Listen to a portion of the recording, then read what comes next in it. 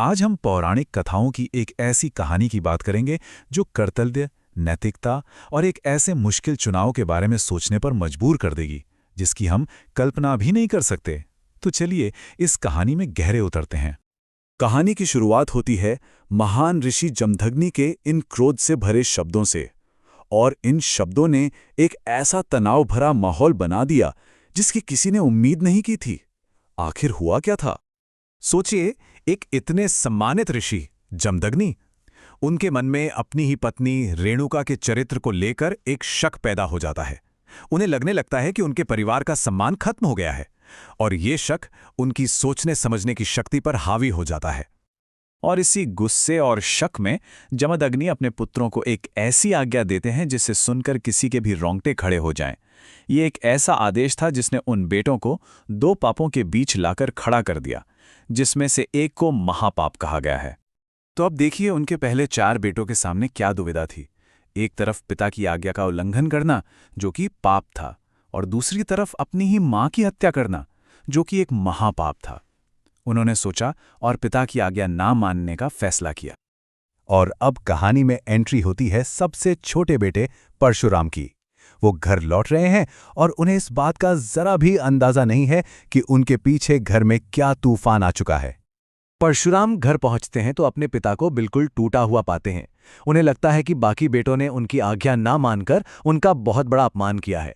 अपने पिता को इस हाल में देखकर परशुराम कुछ भी करने को तैयार हो जाते हैं। और बस इसी भावुक पल में वो अपने पिता को एक बिना शर्त का वचन दे देते हैं।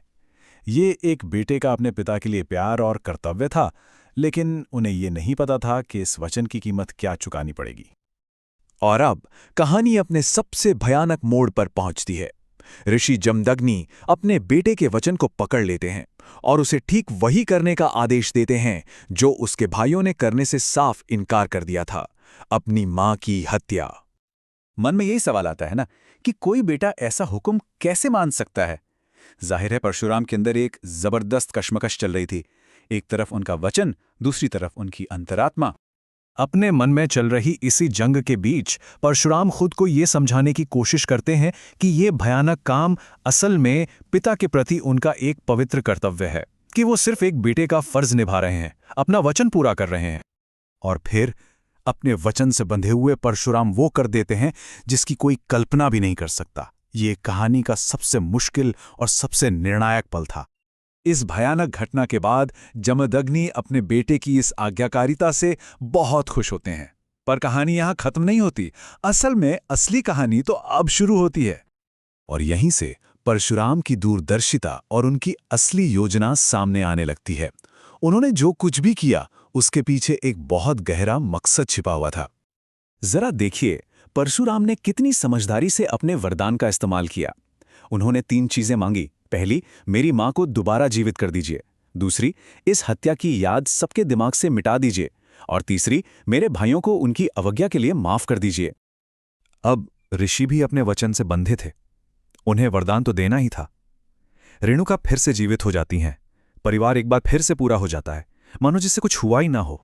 लेकिन संकट टलने के बाद ही कहानी का असली सबक शुरू होता है। अब पिता और पुत्र के बीच का जो रिश्ता था वो हमेशा के लिए बदल जाता है। अब परशुराम अपने पिता से सीधे सवाल करते हैं। वो उनके गुस्से की जड़ पर ही सवाल उठाते हैं, एक बेबुनियाद शक। ये एक तरह से बेटे का अपने पिता को सच्चाई का आईना दिखाना था। परशुराम के तर्क बहुत ही मजबूत थे। वो कहते हैं कि एक मर्द का शक एक औरत के खिलाफ एक आसान हथियार बन जाता है। आपने समाज के लिए बहुत गलत मिसाल पेश की है। आप मेरी मां के दशकों के त्याग को कैसे भूल गए? और सबसे जरूरी बात, किसी भी बेटे को आज्ञा के नाम पर अपनी मां पर हाथ उठाने का कोई अधिकार नहीं होना चाहिए। ये एक बहुत ही गहरी बात है। परशुराम ने अपने पिता की एक व्यक्तिगत गलती को पूरी नारी जाति पर हुए एक अन्याय की तरह पेश किया।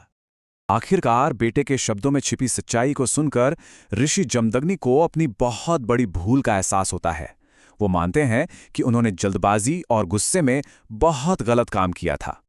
तो ये कहानी हमें एक बहुत गहरे सवाल के साथ छोड़ जाती है कि असली धर्म क्या है? क्या सिर्फ आज्ञा का पालन करना ही धर्म है, या फिर अपनी अंतरात्मा की आवाज सुनकर सही और गलत का फैसला करना? ये एक ऐसा सवाल है जो आज भी उतना ही मायने रखता है।